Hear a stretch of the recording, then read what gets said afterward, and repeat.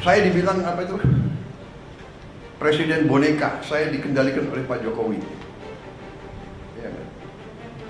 Seolah Pak Jokowi tiap malam telepon saya. Saya katakan itu tidak benar. Saya katakan itu tidak benar. Baru 6 bulan memimpin, Prabowo Subianto langsung dihadapkan pada berbagai badai politik. Dari isu matahari kembar, tudingan presiden boneka, hingga tekanan dari purnawirawan TNI yang mengusulkan pemakzulan wakil presiden. Bagaimana Prabowo akan mengendalikan arah kapal?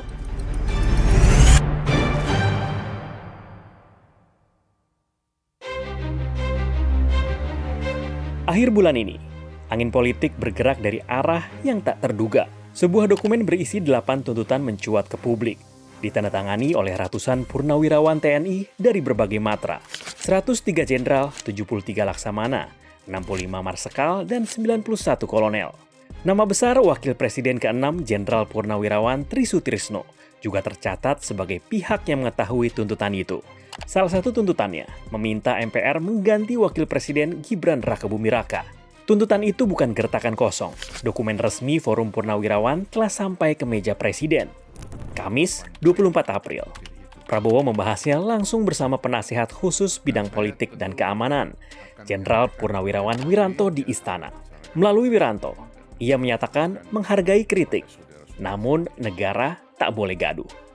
Memang saran itu disampaikan oleh forum para purnawirawan TNI, ya, para jenderal, para kolonel, ya, ditandatangani, disampaikan secara terbuka, betul kan?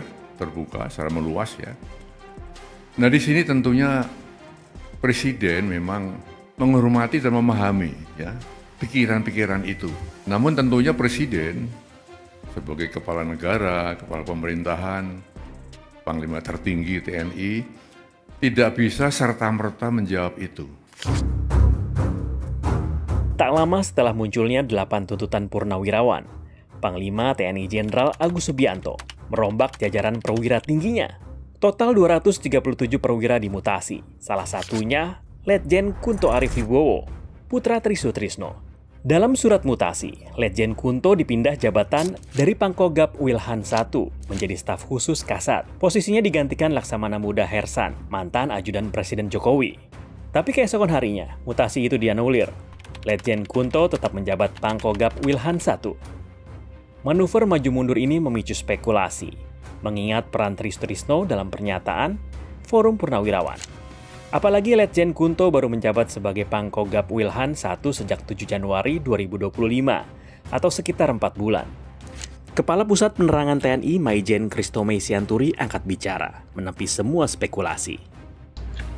Berarti tidak ada sangkut pautnya segala macam soal petisi 8 yang sama purnawirawan gitu ya gitu. Nggak ada sama sekali itu, Mas. Ini murni karena karena kebutuhan organisasi aja. Orang juga mau mengasumsikan, itu kan di staf khusus kan, itu pasti dipetik es kan, apa dikotakan. Ya belum tentu. Udah pati itu, yang namanya staf khusus itu belum tentu juga harus dikotakan. Mungkin dia sedang menunggu jabatan lain berikutnya. Isu-isu yang berkembang itu istilahnya namanya cocokologi, dicocok-cocokkan, digantung-gantuke gitu. Gara-gara Pak Kunto, anaknya Pak Tri Sutrisno. Pak Tri Sutrisno kebetulan kemarin menandatangani untuk para forum purnawirawan itu. Penggantinya Pak Hersan, mantan ajudan atau sesmennya Pak Jokowi. Itu kan tadi saya bilang ilmu cocokologi, cocok-cocokan aja sebenarnya. Nggak ada kaitan dengan itu. Di balik dinamika mutasi, spekulasi soal faksi di tubuh TNI makin nyaring terdengar. Sumber kumparan menyebut istilah geng Hambalang dan geng Solo bukan sekedar mitos. Tapi menurutnya, membaca peta loyalitas perwira tinggi tak sesederhana itu. Banyak perwira yang naik bintang di era Jokowi dan kini menjabat atas keputusan Prabowo. Panglima TNI Jenderal Agus Subianto ikut tersorot. Dalam karir militernya, ia punya jejak panjang bersama Presiden Jokowi. Ketua Dewan Ekonomi Nasional atau DEN, sekaligus Purnawirawan TNI Luhut Binsar Panjaitan, merespons tegas ketika ditanyai terkait isu pembatalan mutasi Letjen TNI Kunto. karena ada teguran dari Presiden Prabowo Subianto kepada Panglima TNI Jenderal Agus Subianto. Joko Widodo, Presiden ke-7 RI yang juga ayah Wakil Presiden Gibran Rakabuming Raka, juga angkat suara. Ia menegaskan tak cawe-cawe. Mutasi TNI sepenuhnya urusan internal militer. Pengamat militer menilai, membaca peta loyalitas di tubuh TNI tak bisa sekedar mengandalkan riwayat jabatan atau kedekatan personal. TNI sudah terbiasa dengan dinamika perubahan kepentingan. Ya persepsi publik yang seperti itu kan tidak terelakkan ya, karena memang faktanya kan itu terlihat ya bahwa Pak Agus ini misalnya memiliki rekam jejak karir, rekam jejak pengalaman jabatan, pengalaman penugasan gitu ya, bisa dikatakan punya irisan dengan Presiden ke-7 kan gitu ya. Tapi apakah itu kemudian menjadi faktor yang sangat mempengaruhi ya proses-proses pengambilan keputusan di lingkungan Panglima ini, di lingkungan Mabes TNI, artinya Pak Ambis itu sangat rentan terpengaruh oleh ini ya. Saya kira enggak lah ya. TNI ini punya fleksibilitas juga ya, punya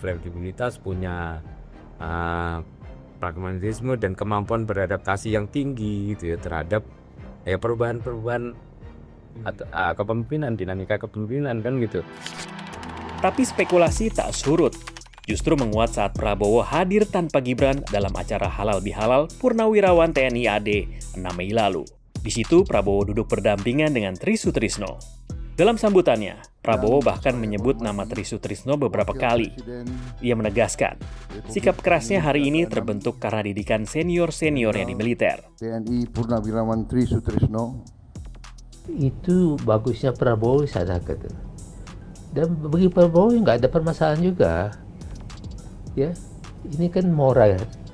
Keperhatian di mereka ya, para pendarat itu Mas Pati menunjukkan moralnya begini, kita negara dan bangsa sekarang ini prihatin gitu. Jadi makanya jangan menanggapinya ya secara negatif gitu. Jangan berprasangka, ini kan banyak kita ini berprasangka yang enggak ya. Suzon aja kan. Seharusnya kita positif aja. Isu matahari kembar hingga tudingan Presiden boneka menyeruak ke ruang publik.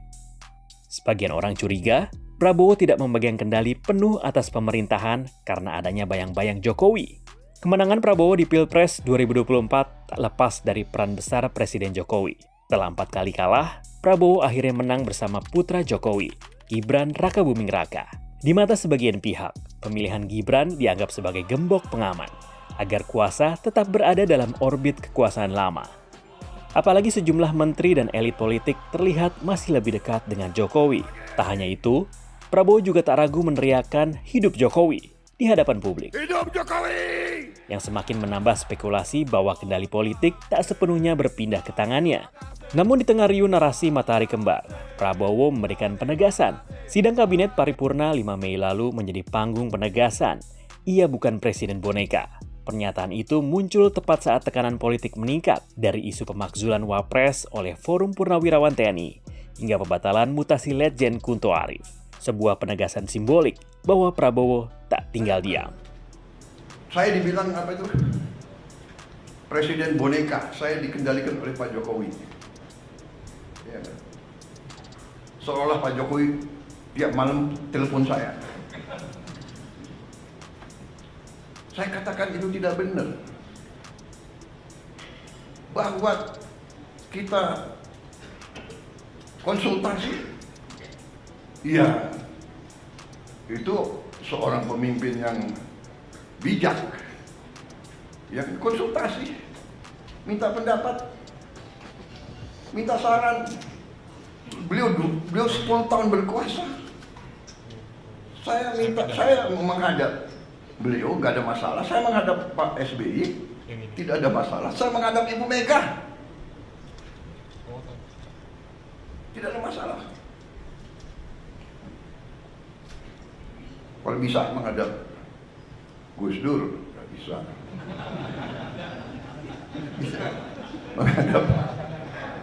Menghadap Pak Harto, iya kan? Menghadap Bung Karno kalau bisa. Loh, minta pandangan, minta saran. Bukan sekedar klarifikasi pernyataan. Saya bukan presiden boneka, jadi sinyal kuat. Prabowo hendak memastikan pemerintahannya berada di atas pijakan otoritasnya sendiri, bukan bayang-bayang siapapun. Ya, pidato di istana kemarin itu sebagai sebuah penegasan secara verbal, gitu ya, sebagai sebuah penegasan secara lisan, gitu ya. Tapi hal-hal yang tersiratnya berupa kebijakan-kebijakan tadi saya sampaikan, gitu ya, dan adanya upaya-upaya untuk tidak memberikan ruang yang terlalu luas kepada Gibran sebagai wakil atau memberikan peran yang tidak terlalu besar kepada Gibran sebagai wakil presiden, itu merupakan sinyal atau pertanda gitu ya bahwa Pak Prabowo ini tidak ingin ada matahari kembar atau tidak ingin asumsi penilaian di publik bahwa pemerintahan ini disinari oleh dua sinar matahari itu muncul di publik gitu ya. Mengelola kekuasaan memerlukan kalkulasi yang tepat untuk menekan pedal ataupun menarik rem. Sudahkah Prabowo menginjak gas penuh? Kekayaan rakyat, kekayaan negara harus dinikmati oleh seluruh rakyat Indonesia.